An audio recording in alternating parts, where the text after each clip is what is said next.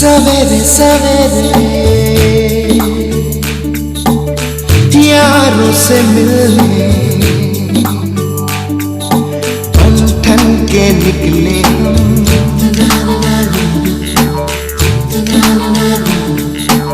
सवेरे सवेरे यारों से मिलने घर से दूर चले हम। रोके से ना रुके हम, मर्जी से चले हम। बादल सा गरजे हम, सावन सा बरसे हम। सूरज सा चमके हम, स्कूल चले हम। स्कूल चले हम। हो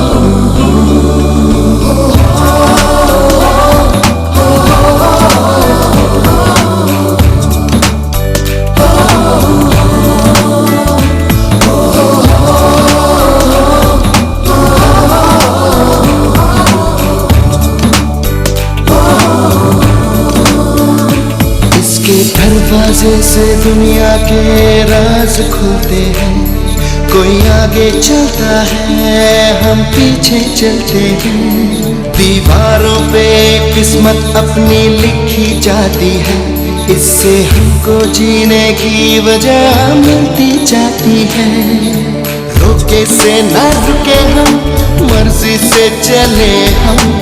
बादल सा गरजे हम, सावन सा बरसे हम। सूरज सा चमके हम, स्कूल चले हम। स्कूल चले हम। हो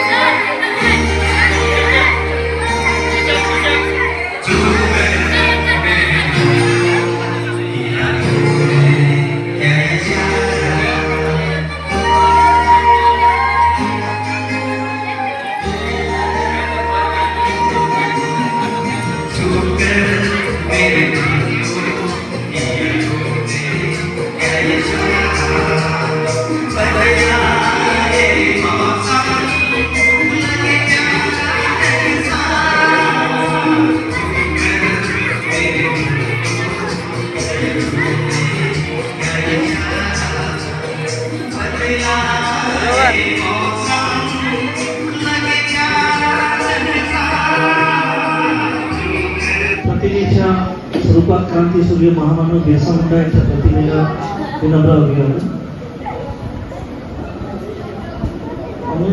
26च्या प्रवेशोत्सवासाठी तुम्ही ऐका आधी, तुम्ही आपसात चर्चा करू नका. बघा, याच्यानंतर आपल्याला बोलायचंच आहे, बाहेर खेळायला पण संधी आहे. आज काही अभ्यास करायचा नाही, कुठला वर्ग पण होणार नाही. आज फक्त तुम्हाला एन्जॉय करायचंय. मी जास्त वेळ बोलणार नाही आणि जे काही बोलेल मी तुमच्यासाठीच बोलणार आहे, त्यामुळे तुम्ही ऐकावं अशी माझी इच्छा आहे. मागे मी 7 फेब्रुवारीला आपल्या शाळेवर आलेलो होतो आणि आज पुन्हा आलेलो आहे प्रवेशोत्सवासाठी.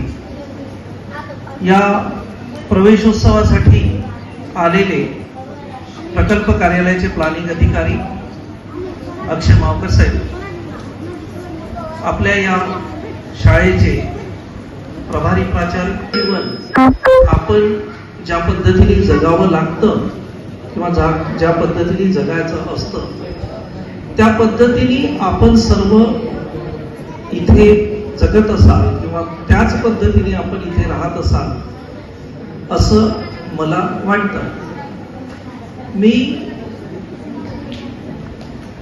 आपल्या विभागाकडनं ज्या सूचना आहे की ज्या ज्या शाळेवर 7 तारखेला 7 फेब्रुवारीला जे कर्मचारी पदाधिकारी गेलेले असतील ती शाळा त्यांनी पालकत्व स्वीकारायचं आहे.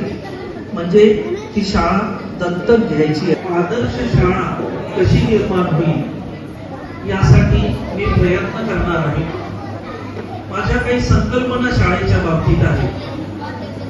मी ज्या प्रकारच्या शाळेमधून आलोय तर ती शाळा एवढी मोठी नव्हती, मैदान सुद्धा एवढं मोठं नव्हतं. अगदी कौलारू शाळेमध्ये मी शिकलेलो आहे. असं समजा की 76 पासून 1976 पासून माझं जे पहिला वर्ग सुरू झालेला असणार, तिथपासून 10वी म्हणजे 86, 12वी, तो 10वी पर्यंत तरी मी कौलारू शाळेमध्ये शिकलेलो आहे. आपल्या जीवनाला कशी दिशा दिल्या गेली पाहिजे हे आपल्यावर अवलंबून आहे. शिक्षक हे आपल्याला घडवणारं जरी व्यक्ती असली तरी आपण कसं घडतो हे सर्वस्वी आपल्यावर अवलंबून आहे. मी का म्हणतो की आपण विद्यार्थी दशेमध्ये आहोत आणि त्या पद्धतीने जीवनाला देण्याची ही जी संधी आहे किंवा हा जो काळ आहे तो आपण त्याच पद्धतीने उपयोगात आणला पाहिजे. मी तुम्हाला असं म्हणणार नाही की तुम्ही अगदी एकदमच चांगले म्हणजे खटाळ नसणार, नोटोरियस नसणार, असे नसणार असं मला म्हणायचं नाही. ते तर राहीलच. मी पण माझ्या जीवनामध्ये तसा होतो.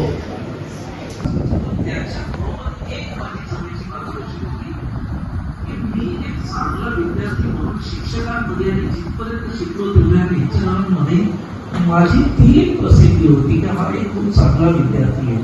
नोटोरियस जरूर होतो, पण असा एकदम शिक्षण कसं असलं पाहिजे, मी या फील्डमध्ये बऱ्यापैकी कालावधी घालवलेला असल्या कारणाने विद्यार्थ्यांना कसं घडवलं पाहिजे या गोष्टी आमच्या शिक्षकांपर्यंत, मुख्याध्यापकांपर्यंत, संस्थाचालकांपर्यंत, अधीक्षकांपर्यंत, गृहपालांपर्यंत गेल्या पाहिजे यासाठी मी उन्हाळ्यामध्ये कार्यशाळेचे आयोजन केले. त्याचे इम्प्लिमेंटेशन आजपासून आपल्याला करायचं आहे.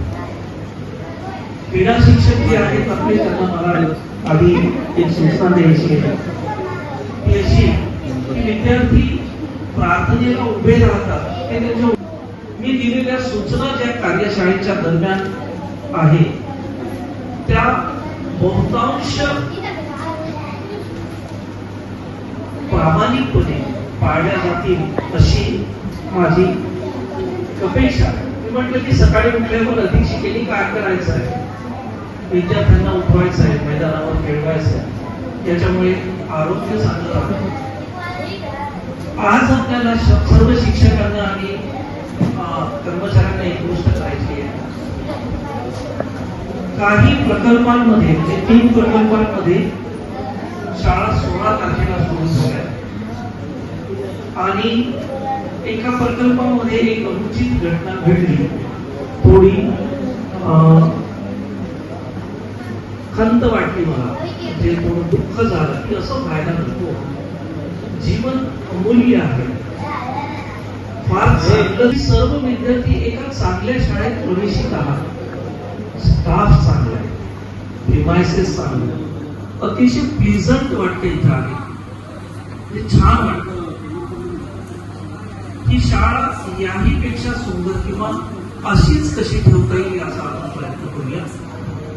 मुख्याध्यापक सरांनी ज्या काही सूचना आहेत त्यांच्या किंवा त्यांची जी माझ्याकडनं अपेक्षा आहे ती मी पूर्ण करण्याचा जरूर प्रयत्न करेन. नव्याने त्यांचं कंत्राटी पद्धतीने का होईना इथे नियुक्ती झालेल्या या नर्स आहेत. आरोग्य सांभाळण्याची जबाबदारी तुमची आहे. मुलांना प्रॉब्लेम होऊ नये ही अपेक्षा मला आपल्याकडनं आहे. सीट रूम चांगली आहे, तुमची राहायची व्यवस्था पण चांगली आहे, आमचा स्टाफ चांगला आहे. आपल्याला फर्स्ट एड बॉक्स मध्ये काय अवेलेबल करून पाहिजे ते होत जाईल. बेसिक इन्फ्रास्ट्रक्चर मध्ये काय काय दुरुस्ती करायची आहे ती पण मी शक्य तेवढ्या लवकर करून देण्याचा प्रयत्न करेन. पालकांना डॉक्टर सरांनी सांगितल्याप्रमाणे धरती आबा जनजातीय ग्राम उत्कर्ष अभियान माननीय पंतप्रधान महोदयांनी 700 काही जातींसाठी सुरू केलेले आहे. त्यापैकी 45 जाती ज्या आहेत त्या आपल्या महाराष्ट्रामध्ये आहेत. पालक आणि विद्यार्थ्यांना विद्यार्थ्यांनी ऐकावं, आपापल्या पालकांना सूचना द्यायची आहे. हे जे 15 तारखेपासून 30 तारखेपर्यंतचं अभियान आहे, वेगवेगळ्या गावांमध्ये कॅम्प्स लागलेले आहेत, शिबिर लागले. त्या कॅम्पचा फायदा घ्यायचा आहे, वारंवार पुन्हा पुन्हा होत नाही. जसं आपण 11वीला असताना जर व्हॅलिडिटीसाठी प्रकरण टाकलं तर ते 1 वर्षाच्या आतमध्ये निकाली निघून आपण 12वी पर्यंत आपल्या हाती व्हॅलिडिटी येऊन जातात. तसाच हा कॅम्प लागलेला आहे, हे अभियान सुरू झालेलं आहे. 17 विभागांकडून 25 प्रकारचे दाखले आणि सोयी सुविधा उपलब्ध करून देणे सुरू झालेलं आहे. आपण त्यापासून वंचित राहू नये म्हणून आपल्या पालकांना जेव्हा तुम्ही बोला तेव्हा सांगा की त्या शिबिरामध्ये भाग घ्या. ते दाखले पुन्हा पुन्हा मिळत नाही. काय होतं की एका ऑफिस मध्ये जाऊन दाखले काढणं सहज शक्य नाही आहे. सर्व उपलब्ध या शिबिरांमध्ये जर होत असेल तर त्याचा आपण फायदा घेतला पाहिजे. 11वी 12वीच्या विद्यार्थ्यांना किंवा 9वी 10वीच्या विद्यार्थ्यांपासून वरच्या पर्यंत विद्यार्थ्यांना मला सांगायचं आहे की सर्व करा, जीवनाची दिशा बदलू देऊ नका. शिक्षक जेवढं शिकवतात त्यापेक्षा जास्त शिकून घेण्याचा प्रयत्न करा. आपल्या आयुष्याला वळण द्या.